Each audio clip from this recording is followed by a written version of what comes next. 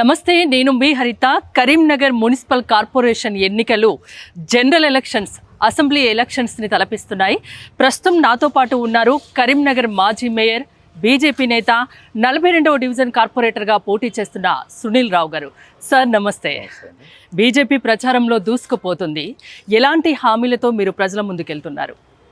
కొత్తగా హామీలు ఇవ్వాల్సినటువంటి అవసరం బీజేపీ పార్టీకి లేదు. ఎందుకంటే గత 6.5 సంవత్సరాలుగా బండి సంజయ్ కుమార్ గారి నాయకత్వంలో ఒకవైపు స్మార్ట్ సిటీ పరంగా కావచ్చు, ఒకవైపు కేంద్ర ప్రభుత్వం ద్వారా అమృత్ 1 కానీ అమృత్ 2 ద్వారా కావచ్చు, మరి రైల్వే ఓవర్ బ్రిడ్జ్ విషయంలో కావచ్చు, రైల్వే స్టేషన్ ఆధునీకరణ విషయంలో దాదాపు 14,1,500 కోట్ల రూపాయల నిధులు కరీంనగర్ నగరాభివృద్ధి తీసుకురావడం జరిగింది.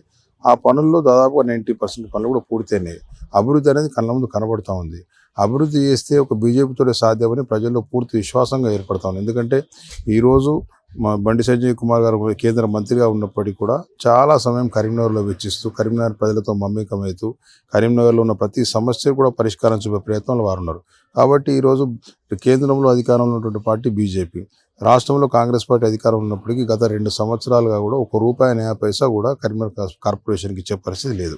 దానివల్ల కాంగ్రెస్ పార్టీ మీద నమ్మకం అనేది ప్రజలకు 80% కలవడం లేదు. బీఆర్ఎస్ పార్టీ కేంద్రంలో అధికారం లేదు, రాష్ట్రంలో అధికారం లేదు. కాబట్టి ఏదైనా అవకాశాలు అభివృద్ధి పరంగా చేయాలంటే బీజేపీతో సాధ్యమని ప్రజలు విశ్వసిస్తున్నారు. ఎందుకంటే జరిగిన అభివృద్ధి కళ్ళ ముందు కనబడుతూ ఉన్నది, అభివృద్ధి చేసే నాయకుడు కళ్ళ ముందు కనబడుతున్నారు బండి సంజయ్ కుమార్ గారి రూపంలో. కాబట్టి ప్రజలంతా కూడా బీజేపీ వైపు పోతూ ఉన్నారు. అంటే రాష్ట్రంలో బీఆర్ఎస్ అధికారంలో లేదు కనుకనే మీరు బీఆర్ఎస్ మేయర్గా ఉన్న మీరు బీజేపీలోకి వచ్చారా? బీఆర్ఎస్లో అధికారం లేకపోవడం అనేది విషయం కాదు. బీఆర్ఎస్లో అధికారం లేకపోతే అధికారం కాంగ్రెస్లో ఉంది. మరి ఇప్పుడు రాష్ట్రంలో అధికారం కాంగ్రెస్ ఉంది, బీజేపీ అధికారం లేదు. బీజేపీ ప్రతిపక్షంలో ఉంది. ప్రతిపక్షంలో ఉన్న పార్టీ బీజేపీ ఇక్కడ. కాబట్టి ప్రతిపక్షంలో ఉండి ప్రతిపక్ష పాత్ర పోషించాలి. కాంగ్రెస్ పార్టీ ప్రభుత్వం ఏదైనా కార్యక్రమం చేపట్టడం లేదు. ప్రజల వైపు ఉండి పోరాటం చేయాలనే ఉద్దేశంతో మాత్రమే బీజేపీలో చేరాను. బీజేపీలో చేరడం 1 ఇయర్ దాటిపోయింది. మేము మేయర్గానే బీజేపీలో చేరాను. మేయర్గా ఉన్నప్పుడు బీజేపీలో చేరినాను. అభివృద్ధి అనేది గతంలో నేను ఉన్నప్పుడు స్మార్ట్ సిటీ తీసుకురావడం కానీ, అభివృద్ధి కార్యక్రమాలు బండి సంజయ్ కుమార్ గారు పెద్ద ఎత్తున చేయడం వల్ల వారి నాయకత్వంలో పనిచేయాలి, వారి నాయకత్వంలో కరీంనగర్ నగర అభివృద్ధికి ఇంకా ముందుకు పోవాలనే ఉద్దేశంతో మాత్రమే బీజేపీలో చేరినాం. ఒకవేళ అధికార పార్టీ లేకపోతే అనుకుంటే కాంగ్రెస్ పార్టీ వైపు చూసేవాళ్ళం. ఆ విధంగా కాకుండా ప్రజల పక్షాన ఉంటూ పోరాటం చేయాలి. బండి సంజయ్ కుమార్ గారి నాయకత్వంలో కరీంనగర్ అభివృద్ధి కృషి ఆలోచనతో బీజేపీలో కూడా జరిగింది. స్మార్ట్ సిటీ నిధులు 1,400 కోట్లు కరీంనగర్ నగరాభివృద్ధికి ఖర్చు పెట్టామని సంజయ్ గారు చెప్తున్నారు. నిజమేనా? ఏకంగా ఒక బుక్స్ కూడా చూస్తున్నాం. స్మార్ట్ సిటీకి సంబంధించి 940 కోట్ల రూపాయలు ఖర్చు పెట్టడం జరిగింది. ఇతరత్ర నిధులు అమృత్ 1 కానీ అమృత్ 2 ద్వారా ఒక 300 కోట్ల రూపాయలు, రైల్వే ఓవర్ బ్రిడ్జ్ ద్వారా ఒక 170 కోట్ల రూపాయలు, రైల్వే స్టేషన్ అభివృద్ధి కోసం 40-50 కోట్ల రూపాయలు, ఈ విధంగా అన్ని రకాల నిధులు కలుపుకుంటే దాదాపు 1,450 కోట్ల రూపాయలు కరీంనగర్ అభివృద్ధి తీసుకురావడం జరిగింది. ఆ పనులు కూడా దాదాపుగా కొన్ని పనులు 100% పూర్తయినాయి, కొన్ని 70% పూర్తయినాయి, కొన్ని 50% పూర్తి కార్యక్రమాలు జరుగుతూ ఉన్నాయి. ఇవన్నీ పూర్తి కావాలన్నా ఇంకా పెద్ద ఎత్తున ఇంకా మిగిలిపోయిన కార్యక్రమాలు వీలైన చాలా గ్రామాలు కలుపుతా ఉన్నారు కరీంనగర్లో మున్సిపాలిటీలో. ఆ గ్రామాల్లో అభివృద్ధి కార్యక్రమాలు లేవు, నిధులు లేవు. నిధులు రావాలంటే రాష్ట్ర ప్రభుత్వం ముఖ్యమంత్రి గారే స్వయంగా చెప్తా ఉన్నారు, నన్ను కోసినా కూడా నిధులు రావనే ఉద్దేశంతో. మరి బీజేపీ వైపు చూస్తే బీజేపీ నాయకుల ముందు మాత్రమే నిధులు వచ్చే అవకాశం కనబడతా ఉంది. ఎందుకంటే గతంలో జరిగిన 6.5 సంవత్సరాలుగా జరిగిన అభివృద్ధి దానికి సాక్ష్యంగా నిలబడతా ఉంది. కాబట్టి బీజేపీ వైపు ప్రజలు ఉంటున్నారు, బీజేపీ వైపు ప్రజలు ఉన్నారు. కాబట్టి ప్రజలందరూ చూపు కూడా బీజేపీ ఇక్కడ మేయర్ కావాలి. ఎందుకంటే ఇక్కడ కుమ్మక్కు రాజకీయాలు నడుస్తూ ఉన్నాయి. గతంలో కాంగ్రెస్ పార్టీ 2005లో ఉన్నప్పుడు ఎంఐఎంకు డిప్యూటీ మేయర్ ఇచ్చారు, కాంగ్రెస్ వాళ్ళు మేయర్ తీసుకున్నారు. ఈరోజు కాంగ్రెస్ వాళ్ళు ఎంఐఎంకు మేయర్ పీఠం కట్టబెట్టే కొట్టిన ప్రయత్నాలు జరుగుతూ ఉన్నాయి. బీఆర్ఎస్ వాళ్ళు కూడా దానికి మద్దతు వాళ్ళకే ప్రయత్నం చేస్తున్నారు. ఎందుకంటే మొన్నటి వరకు ఎంఐఎంలో ఉన్న కార్పొరేటర్స్ 3 ఈరోజు వచ్చి బీఆర్ఎస్ పార్టీ టికెట్ల మీద పోటీ చేస్తూ ఉన్నారు. అంటే బీఆర్ఎస్, ఎంఐఎం, కాంగ్రెస్ 3 పార్టీలు కలిసి కూడా ఇక్కడ పోటీ చేసి ఎంఐఎంకు పీఠం కట్టబెట్టే ప్రయత్నం చేస్తాను. కాబట్టి మేమందరం కూడా ప్రజలందరూ కూడా ఏకవైపు వస్తూ ఉన్నారు. ఈ కుట్రలను అడ్డుకొట్టుకోవడానికి, ఈ కుట్రను తిప్పికొట్టడానికి ప్రజలందరూ బీజేపీ వైపు చూస్తూ ఉన్నారు. ఆల్రెడీ బండి సంజయ్ గారి ఆధ్వర్యంలో 70% అభివృద్ధి అయింది కరీంనగర్ అని చెప్తున్నారు. ఇంకా 30% కూడా డెవలప్ కావాలంటే ఖచ్చితంగా మేయర్ పీఠాన్ని బీజేపీకి కట్టబెట్టాలి, ప్రజలు కట్టబెడతారన్న ఆశ ధీమా మీలో ఉందా? 100%. ఎందుకంటే అభివృద్ధి చేసే నాయకుడు ఉన్నాడు, ఒకవైపు అభివృద్ధి చేసే సత్తా ఉన్నది, కేంద్రంలో అధికారంలో ఉన్న పార్టీ ఉన్నది, కేంద్ర ప్రభుత్వం ద్వారా నిధులు ఉండొచ్చు. నేను చెప్పిన స్మార్ట్ సిటీ కావచ్చు, అమృత్ కావచ్చు, రైల్వే ఓవర్ బ్రిడ్జ్ కావచ్చు, ఇవన్నీ కూడా కేంద్ర ప్రభుత్వం ద్వారా వచ్చిన నిధులే. బండి సంజయ్ గారి నాయకత్వంలో కేంద్ర ప్రభుత్వం ద్వారా వచ్చిన నిధులు. కాబట్టి ఆ నిధుల ద్వారా అభివృద్ధి జరుగుతుంది. కాబట్టి ప్రజలకు విశ్వాసం వచ్చింది. ఈ విశ్వాసం ప్రజలు ఓట్ల రూపంలో చూపించబోతూ ఉన్నారు. ఎందుకంటే ఇంకా సమస్యలు కొన్ని ఇప్పుడు చాలా 10-12 మిలియన్ గ్రామాలు, కొత్త గ్రామాలు కార్పొరేషన్లు కలిపిండ్రు. అక్కడ అభివృద్ధి అనేది జరగలేదు. గతంలో కార్పొరేషన్ లేవు కాబట్టి అభివృద్ధి జరగలేదు. అవి అభివృద్ధి జరగాలన్నా, నగరంలో ఇంకేమైనా సమస్యలు మిగిలిపోయిన తొలగాలన్నా కూడా బీజేపీ 100% నిధులు ఇచ్చే పార్టీ, పట్టణాలను అభివృద్ధి చేసే పార్టీ భారతీయ జనతా పార్టీ కనబడతా ఉంది. ఒక సత్తా ఉన్న నాయకుడు కళ్ళ ముందు ప్రజలు కనబడతా ప్రజలకు ఆప్షన్ లేదు, ఆప్షనే లేదు. కాంగ్రెస్ పార్టీ వల్ల ఏం కాని తేలిపోయింది. ఈ 2 సంవత్సరాల ప్రభుత్వంలో ₹1 కూడా నిధులు కరీంనగర్ కార్పొరేషన్కి ఇవ్వనప్పుడు రాబోయే రోజులు ఇస్తారన్న నమ్మకం ఎవరికి లేదు. బీఆర్ఎస్ పార్టీ నిధులు ఇచ్చి సత్తా లేని పార్టీ ఈరోజు. కాబట్టి ఆప్షన్ అనేది ప్రజలకు లేదు. ఎందుకంటే చేసినాం, గత 6.5 సంవత్సరాలు అభివృద్ధి చేసి మీరు ఓట్లు అడుగుతున్నారు. 42వ డివిజన్ కార్పొరేటర్ గా మీరు పోటీ చేస్తున్నారు. మీ డివిజన్ గురించి మీరు ఏం చెప్తారు? మా డివిజన్లో దాదాపుగా నేను ఇప్పుడు 5వ పోటీ చేయడం. మా డివిజన్లో దాదాపుగా సమస్యలు అనేటివి 99% లేవు. ఎందుకంటే రోడ్స్ విషయంలో లేవు, డ్రైనేజ్ విషయంలో లేవు, వాటర్ సప్లై విషయంలో లేదు, లైటింగ్ విషయంలో లేదు, శానిటేషన్ విషయంలో లేదు.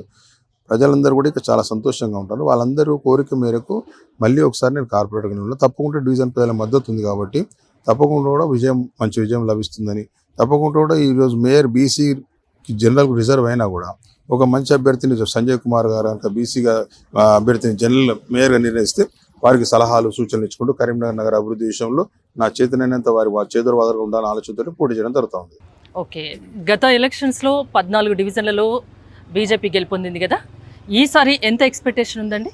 దాదాపు 40 పైచీలకు డివిజన్స్లో బీజేపీ గెలవబోతా ఉంది క్లియర్గా. ఎందుకంటే ఈ కుమ్మక్కు రాజకీయాలను ప్రజలు తిప్పికొట్టబోతున్నారు. బీఆర్ఎస్, కాంగ్రెస్, ఎంఐఎం ఈ 3 కలిసి కూడా కుట్ర చేస్తూ ఉన్నాయి. వీళ్ళందరూ కూడా అంతర్గతంగా ఒప్పందం తీసుకున్నారు. ఈరోజు మొన్నటి వరకు 5 సంవత్సరాలు ఎంఐఎం కార్పొరేటర్స్గా ఉన్నటువంటి 3 వ్యక్తులను ఎంఐఎం పార్టీ టికెట్ ఇవ్వకపోతే బీఆర్ఎస్ పార్టీలో జాయిన్ చేసుకొని బీఆర్ఎస్ పార్టీ వాళ్ళ టికెట్లు ఇచ్చింది. గతంలో బీఆర్ఎస్ పార్టీ నుంచి పోటీ చేసినటువంటి నాయకులను ఎంఐఎం పార్టీ జాయిన్ చేసుకొని ఎంఐఎం పార్టీ టికెట్ ఇచ్చింది. కొంతమంది కాంగ్రెస్ పార్టీ ఇచ్చింది. కొంతమంది కాంగ్రెస్ పార్టీ నాయకులు ఎంఐఎంలోకి పోయినారు. అంటే ఇదంతా ఏం జరుగుతూ ఉన్నది? కరీంనగర్ నగరంలో ఇది ఏం జరుగుతుందనే ప్రజలు గమనిస్తూ ఉన్నారు.